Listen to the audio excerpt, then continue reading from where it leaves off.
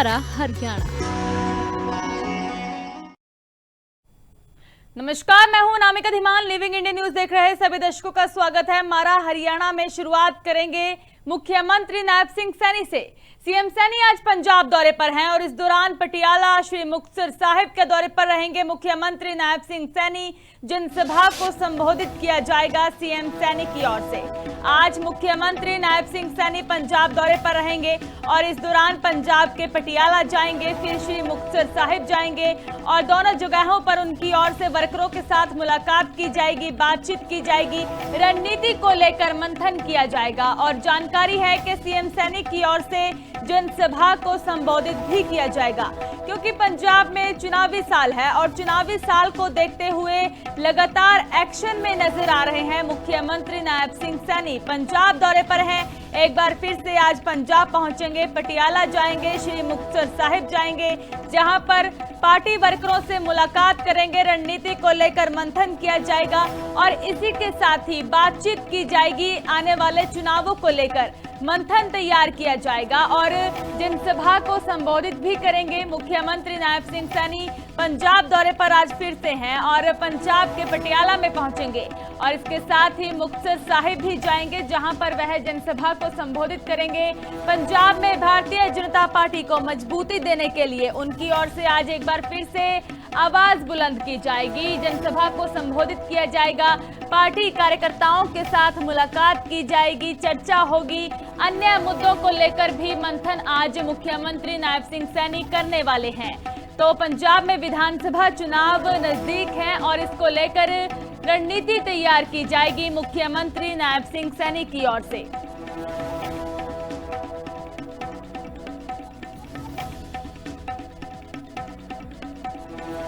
आज मुख्यमंत्री नायब सिंह सैनी पंजाब दौरे पर रहने वाले हैं और इस दौरान उनकी ओर से पटियाला मुक्तसर साहिब के दौरे के दौरान बातचीत की जाएगी, कार्यकर्ताओं के साथ जनसभा को संबोधित किया जाएगा और पंजाब विधानसभा चुनावों को लेकर रणनीति तैयार की जाएगी, बातचीत होगी, किस तरह पंजाब में भारतीय जनता पार्टी को और मजबूत किया जा सकता है सत्ता हासिल करने के लिए।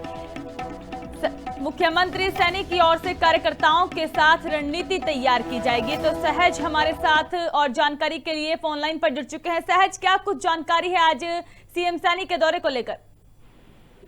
तब बिल्कुल बात करें तो आज जो है पंजाब का दौरा है, सीएम सैनी का रहने वाला है और बात करें तो सबसे पहले वह लोग 11 बजे पटियाला के लिए हरियाणा से यहाँ से चंडीगढ़ से निकलेंगे और वहीं पे पटियाला के गुरुद्वारा साहिब रोडेवाल पहुंचेंगे, जहां पर उनका एक प्रोग्राम है 1 घंटे का। उसके बाद वह मुक्तसर साहिब के लिए निकलेंगे, जहां पर उसका एक प्रोग्राम रखा गया। उसके बाद जो है मुक्तसर साहिब में तरुण भंडारी जो भाजपा नेता है उनके साथ वहां पर एक प्रोग्राम में वह शिरकत करेंगे। वहीं पर एक पब्लिक मीटिंग जो है मुक्तसर साहिब में रखी गई है, जो कि दोपहर 2:30 बजे का समय बताया जा रहा है। इसके बाद जो है वह लोग वहां के लोगों से मिलकर उनकी समस्याओं को जो है केंद्र के साथ जुड़ी वो सुनेंगे, ताकि केंद्र तक जो बात पंजाब के लोगों की है वो पहुंचा सके। ठीक है सहज, बहुत बहुत धन्यवाद जानकारी देने के लिए।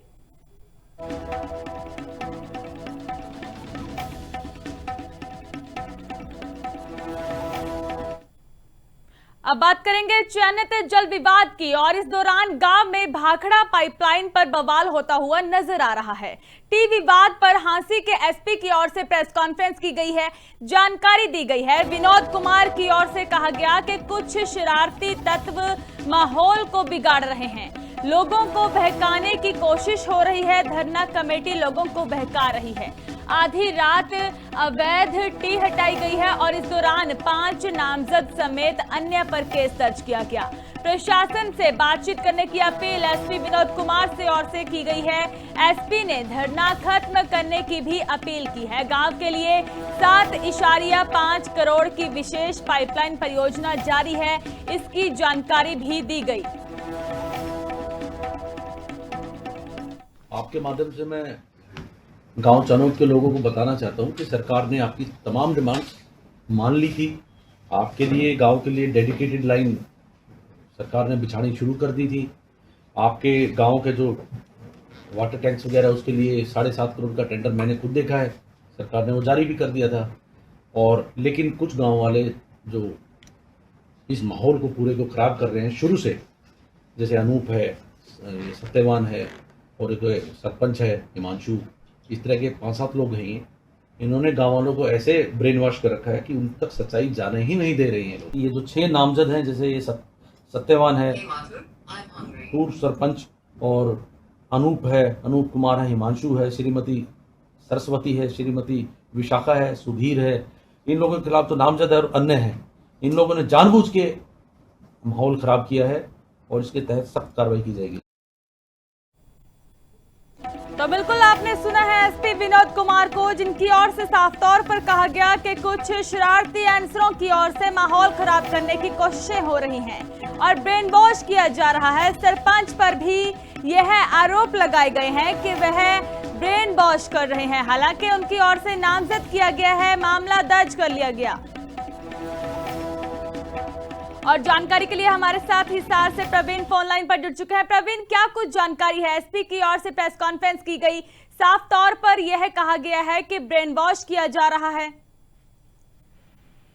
जी, आपको बताना चाहूंगा कि जो इस मामले को लेकर जो टीप फाड़ दी गई थी, टीप फाड़ने के मामले को लेकर बाद में हांसी के पुलिस अधीक्षक द्वारा प्रेस कॉन्फ्रेंस का आयोजन किया गया था।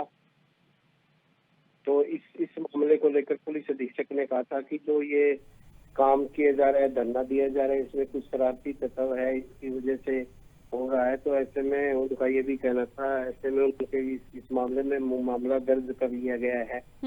और वहीं ग्रामीणों द्वारा प्रेस कॉन्फ्रेंस का भी आयोजन किया गया था। उनको द्वारा ये कहा गया था कि जो पुलिस या हांसी प्रशासन द्वारा महिलाओं पर मारपीट की गई, उनके साथ भद्र व्यवहार किया गया। तो ऐसे में अब ग्रामीणों ने ये भी तक कह दिया कि इसमें मामले में हांसी के विधायक की जो वो नहीं चाहते कि तीर लगे। तो ऐसे में ग्रामीणों ने अब हांसी के विधायक का जो विरोध करना शुरू कर दिया है। उनका कहना है कि एंट्री नहीं दी जाएगी गाँव में और इसको लेकर धरना जारी रहेगी। जी ठीक है प्रवीण, बहुत बहुत धन्यवाद जानकारी देने के लिए। तो आधी रात को यह टी हटाई गई थी और इस दौरान ग्रामीणों की ओर से इसका विरोध किया गया था। हालांकि इससे पहले ग्रामीणों और प्रशासन के बीच में सहमति हो चुकी थी। उनके धरने के बीच में आकर जो कि यह फैसला सुनाया गया था कि उनकी मांग को मान लिया गया है। पर वहीं खुशी भी मनाई गई थी ग्रामीणों की ओर से। पर बीते कल की बात की जाए तो बीते कल यह जो तस्वीरें सामने आई हैं, जिन्होंने ग्रामीणों में और गुस्सा भर के रख दिया। ग्रामीणों की ओर से अब बड़े संघर्ष की चेतावनी दी गई। हालांकि एसपी विनोद कुमार की ओर से प्रेस कॉन्फ्रेंस भी की गई है। उन्होंने साफ तौर पर कह दिया है कि इस पूरे मामले में ब्रेन वॉश करने की कोशिश की जा रही है। और इसी के साथ ही जनत गांव में भाखड़ा पाइपलाइन पर यह विवाद बढ़ता हुआ नजर आ रहा है। टी विवाद पर हांसी के एसपी विनोद कुमार की ओर से प्रेस कॉन्फ्रेंस की गई। अपील की गई है कि प्रशासन से बातचीत की जाए और धरना खत्म किया जाए।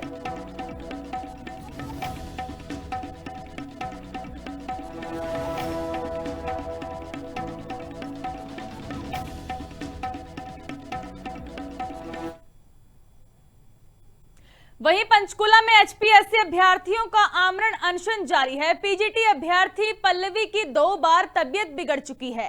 छठे दिन भी उनकी ओर से यह आमरण अनशन किया जा रहा है। जजपा नेताओं की ओर से खुला समर्थन दिया गया। अपनी लंबित मांगों को लेकर अनशन पर यह जिलाध्यक्ष जो कि वहां पर मौके पर पहुंचे और इस दौरान अनशन पर बैठे हुए हैं अपनी लंबित मांगों को लेकर ये सभी अभ्यर्थी। अनशन में जिलाध्यक्ष ओम प्रकाश सिहाग पहुंचे हैं। जेजेपी की ओर से पूरा सहयोग किया जा रहा है। हरियाणा लोक सेवा आयोग की विभिन्न भर्तियों से जुड़े करीब 30 से अधिक अभ्यर्थी अपनी लंबित मांगों को लेकर सेक्टर 5 स्थित धरना स्थल पर आमरण अनशन पर बैठे हैं। अभ्यर्थियों का कहना है कि लंबे समय से सरकार और आयोग के समक्ष अपनी मांगे उठाने के बावजूद कोई समाधान नहीं हुआ। देखिए, आज हम ये जो धरना दे रहे हैं एचपीएससी एस्पिरेंट हैं, उनके बीच में आए हैं और 29 दिसंबर 2025 से इन लोगों ने सरकार द्वारा ज्यादती की गई है, एचपीएससी के द्वारा जो अन्याय हो रहा है हरियाणा के छात्रों के साथ और जो कैंडिडेट्स थे उनके साथ, लगातार उस चीज़ के विरोध में ये बैठे हुए हैं और 6 महीने होने वाले हैं। ये इनका कोई घर का मामला अकेला नहीं है, ये पूरे प्रदेश की मांग उठा रहे हैं। ये चाहते हैं कि जो 35% की शर्त लगा रखी है वो वेवॉफ हो, वो ना हो, और साथ में हरियाणा के जो छात्र छात्राएं हैं, जो कैंडिडेट्स हैं, उनको ही प्रायोरिटी मिले, उनको ही नौकरियों में लिया जाए। देखिए, आज हम ये जो धरना दे रहे हैं एचपीएससी एस्पिरेंट हैं, उनके बीच में आए हैं और 29 दिसंबर 2025 से इन लोगों ने सरकार द्वारा ज्यादती की गई है, एचपीएससी के द्वारा जो अन्याय हो रहा है हरियाणा के छात्रों के साथ और जो कैंडिडेट्स थे उनके साथ, लगातार उस चीज़ के विरोध में ये बैठे हुए हैं और 6 महीने होने वाले हैं। ये इनका कोई घर का मामला अकेला नहीं है, ये पूरे प्रदेश की मांग उठा रहे हैं। ये चाहते हैं कि जो 35% की शर्त लगा रखी है वो वेवॉफ हो, वो ना हो, और साथ में हरियाणा के जो छात्र छात्राएं हैं, जो कैंडिडेट्स हैं, उनको ही प्रायोरिटी मिले, उनको ही नौकरियों में लिया जाए। तो एचपीएससी अभ्यर्थियों का यह धरना अनशन छठे दिन भी जारी है। 2 बार एक महिला अभ्यर्थी की तबीयत भी बिगड़ चुकी है और इस पूरे मामले को लेकर अब संघर्ष यह तेज होता हुआ नजर आ रहा है। तो मुख्य मांगों की बात की जाए तो अभ्यर्थियों की ओर से लंबित मांगों को लेकर यह अनशन किया जा रहा है। सामान्य वर्ग की 90% सीटें हरियाणा के मूल निवासियों के लिए आरक्षित करने की बात उनकी ओर से की जा रही है। एचपीएससी भर्ती में लागू 35% क्राइटेरिया को समाप्त करने की भी मांग यह प्रदर्शनकारी कर रहे हैं। अभ्यर्थियों को 2 गुना संख्या में इंटरव्यू के लिए बुलाया जाए, यह भी उनकी ओर से मांग की जा रही है। पिछले 6 दिनों से यह धरने पर बैठे हैं, अनशन किया जा रहा है इनकी ओर से अपनी लंबित मांगों को लेकर।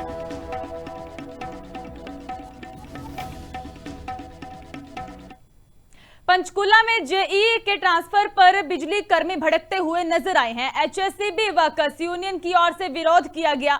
यूनियन ने 2 घंटे तक प्रदर्शन किया है। आंदोलन तेज करने की चेतावनी दी गई है। Haryana state electricity board workers union ने कार्यस्थल पर जेईई 1 विशाल प्रभाकर को कथित रूप से बेवजह परेशान करने और तानाशाही तरीके से तबादला करने के विरोध में शहरी उपमंडल पंचकुला कार्यालय के बाहर 2 घंटे का प्रदर्शन किया गया और यूनियन पदाधिकारियों ने सिटी सब डिवीजन के कर्मचारियों के साथ सुबह 9 बजे से लेकर 11 बजे तक विरोध प्रदर्शन किया। प्रदर्शन से पहले कर्मचारियों ने अपनी मांगों को लेकर उपमंडल अधिकारी एसडीओ पंचकुला से मुलाकात कर समाधान निकालने का प्रयास किया, लेकिन कोई सकारात्मक परिणाम नहीं निकला। यूनियन के सिटी सब यूनिट प्रधान कुलदीप सिंह ने बताया है कि मांगों को लेकर पहले भी विभागीय अधिकारियों को विज्ञापन सौंपा जा चुका है, पर अभी तक उनकी मांगों पर कोई सोच विचार नहीं किया जा रहा। हम अपना विरोध प्रदर्शन कर रहे हैं 2 घंटे की गेट मीटिंग। इस गेट मीटिंग के लिए हमने हमारे जेई हैं विशाल जेई, उनके ऑफिस ऑर्डर चेंज हो गए थे 16 तारीख को। विशाल जेई ने हमारे से संपर्क किया कि मेरे साथ भेदभाव हो रहा है, क्योंकि विशाल जेई के ऑर्डर आईएससी पर अप्रैल के महीने में हुए थे। अभी 2 महीने भी नहीं हुए हैं कि उनके ऑर्डर वापस चेंज हो गए। बात रखने पर उन्होंने आश्वासन दिया कि मैं इसका जल्द ही हल निकालूंगा। हमने 1 दिन 2 दिन पत्राचार भी किया है, फिर भी हमारी बात नहीं बनी है। कैथल में रंजिश में युवक पर जानलेवा हमला किया गया और इस हमले में पुलिस की ओर से 2 आरोपियों को दबोचा गया है, गिरफ्तार किया गया है। इंस्टाग्राम रीलों की रंजिश में यह बड़ा हमला हुआ था। गंडासी डंडों और लोहे की रॉड से यह हमला किया गया था और कई बार वार किए गए थे। अन्य आरोपियों की तलाश में पुलिस जुटी हुई है। तो इस दौरान पुलिस मौके पर पहुंचकर कार्रवाई कर रही है और बाकियों की तलाश की जा रही है। 2 आरोपियों को दबोचा गया, पूछताछ की जाएगी और पता लगाया जाएगा कि आखिर और क्या कुछ कारण रहे थे इस हमले के और कौन व्यक्ति इसके साथ जुड़े हुए थे। तो पुलिस ने दोनों आरोपियों को दबोचा और पैदल मार्च उनका निकाला गया। तो आप तस्वीरें देख सकते हैं कि किस तरह पैदल उन्हें पुलिसकर्मी ले जाते हुए नजर आ रहे हैं। उनके साथ बातचीत की जाएगी, पूछताछ की जाएगी और इस दौरान और भी इस पूरे मामले में खुलासे होने की संभावना है। 12 जून की शाम को सागर कि एक कंप्लेंट बयान प्राप्त हुआ था हमारे को। शेखर ने उसके अन्य साथियों के सहित उसको चोटें मारी थी, जिसमें माननीय पुलिस अधीक्षक के आदेशानुसार सीआईए प्रभारी जसवंत सिंह और थाना सदर की टीम द्वारा, संयुक्त टीम द्वारा 2 आरोपियों को काबू किया है, जिसमें एक आरोपी शेखर है और एक राहुल है। राहुल तो है अपने बेलरखा से और शेखर वासी क्योड़क है, और इनकी आज निशानदेही करवाई गई है और निशानदेही के बाद बाकी जो अन्य आरोपी हैं उनकी भी बहुत जल्द ही गिरफ्तारी की जाएगी। फरीदाबाद में 3 वर्षीय मासूम हत्याकांड में बड़ा खुलासा हुआ है। सौतेला पिता ही बच्चे का हत्यारा निकला। पुलिस ने आरोपी को गिरफ्तार कर लिया है। कमरे में अकेला पाकर बच्चे का गला रेता गया था और पति पत्नी में विवाद होता था।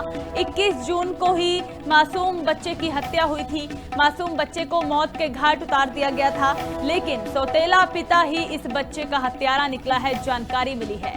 इस बच्चे का गला रेता गया था और फिलहाल पुलिस को इस आरोपी को गिरफ्तार कर लिया गया है। पूछताछ की जाएगी। जो जानकारी मिल रही है कि इस पूरे मामले में पति पत्नी के बीच में विवाद होता था, लड़ाई झगड़ा होता था।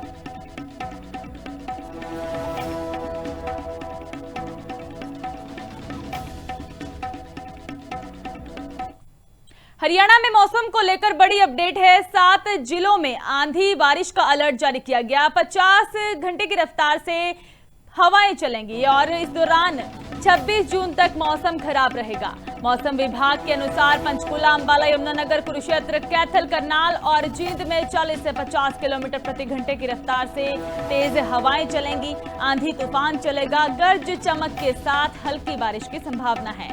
सिरसा, फतेहाबाद, हिसार और भिवानी जैसे पश्चिमी जिलों में मौसम मुख्य रूप से शुष्क रहेगा। तो मौसम के दौरान जो तब्दीली नजर आ रही है, गर्मी से राहत मिल सकती है, लेकिन इसी के साथ ही 50 किलोमीटर प्रति घंटे की रफ्तार से हवाएं भी चलेंगी और बारिश की कम संभावना बताई जा रही है।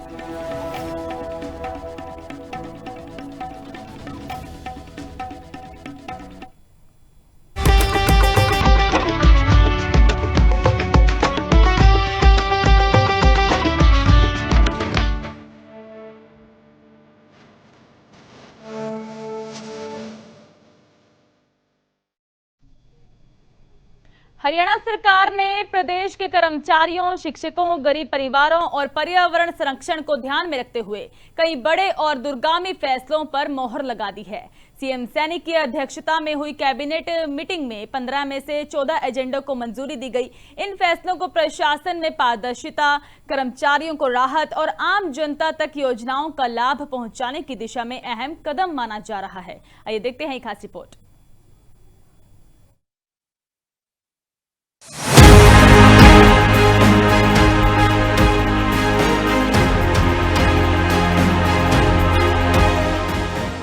कैबिनेट बैठक में सबसे बड़ा फैसला मॉडल ऑनलाइन ट्रांसफर पॉलिसी और टीचर्स ऑनलाइन ट्रांसफर पॉलिसी को मंजूरी देना रहा।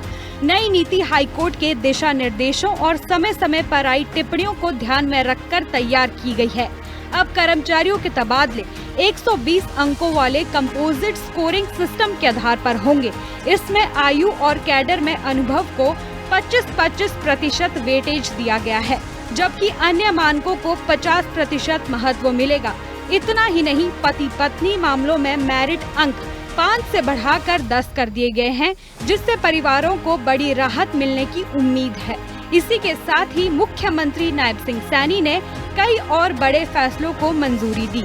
हरियाणा टीचर ट्रांसफर पॉलिसी को मंजूरी, दयालु योजना में संशोधन को भी मंजूरी, नई ईवी बस और ट्रक की खरीद पर टैक्स में छूट, नर्सरियों से बेचे जाने वाली पौध पर QR कोड लगेगा, स्लैटर हाउस और मीट के लिए एक ही लाइसेंस बनेगा, आयोग में गैर सरकारी सदस्यों की संख्या बढ़ाई जाएगी, जल प्रदूषण के नियम और प्रभावी किए जाएंगे, जमीन और निर्माण संबंधी एजेंडों में किया गया बदलाव, डेवलपमेंट चार्ज जमा कराना होगा। अब शामलात भूमि की स्वीकृति DC दे सकेंगे। जगाधरी यमुनानगर में नियमितीकरण के लिए कमेटी बनेगी। ग्राम शामलात भूमि अधिनियम में संशोधन को दी मंजूरी। राज्य महिला आयोग में बढ़ाई सदस्य संख्या। मेरी विकसित विधानसभा कार्यक्रम की शुरुआत। नई नीतियों के तहत ट्रांसफर के लिए कर्मचारियों की रैंकिंग एक नए 120 पॉइंट वाले कंपोजिट स्कोरिंग फ्रेमवर्क से तय की जाएगी। उम्र को दिए जाने वाले वेटेज को 75% से घटाकर 25% कर दिया है।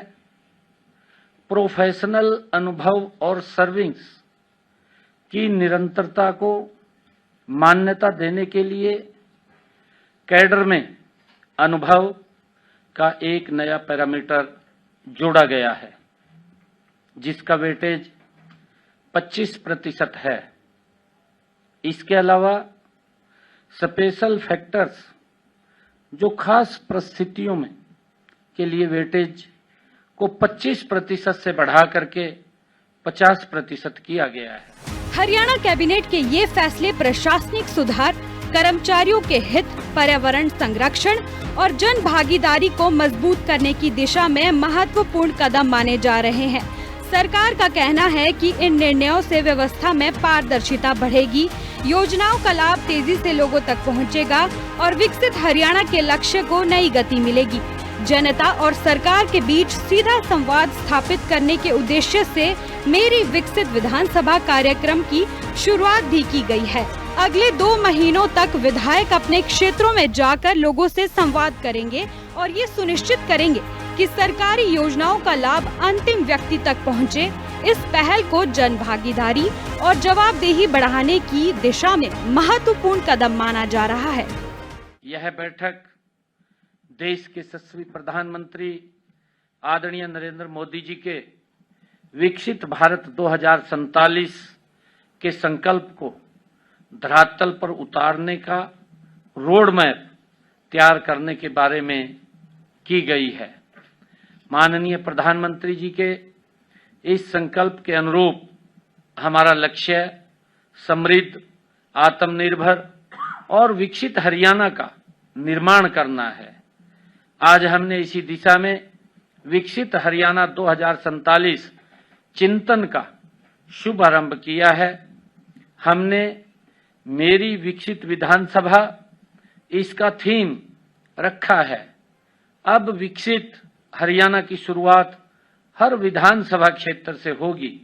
हर विधानसभा क्षेत्र विकास की एक महत्वपूर्ण स्थानीय इकाई है। हमने तय किया है कि हर विधायक अपने अपने क्षेत्र का विजन चैंपियन बनेगा। वह अपने क्षेत्र की समस्याओं, संभावनाओं और विकास की प्राथमिकताओं को स्वयं चिन्हित करेगा। हरियाणा में विकास, सुशासन और पारदर्शिता को नई दिशा देने के लिए मुख्यमंत्री नायब सिंह सैनी की अगुवाई वाली सरकार ने कई बड़े फैसलों पर मुहर लगाई है। कर्मचारियों को राहत, शिक्षकों के तबादलों में पारदर्शिता, इलेक्ट्रिक वाहनों को बढ़ावा और जनता तक योजनाओं का लाभ पहुंचाने जैसे अहम कदमों को कैबिनेट ने मंजूरी दी है। माना जा रहा है कि ये फैसले विकसित हरियाणा के विजन को और मजबूत करेंगे। आप जुड़े रहे लिविंग इंडिया न्यूज के साथ। मुझे दीजिए इजाजत। धन्यवाद।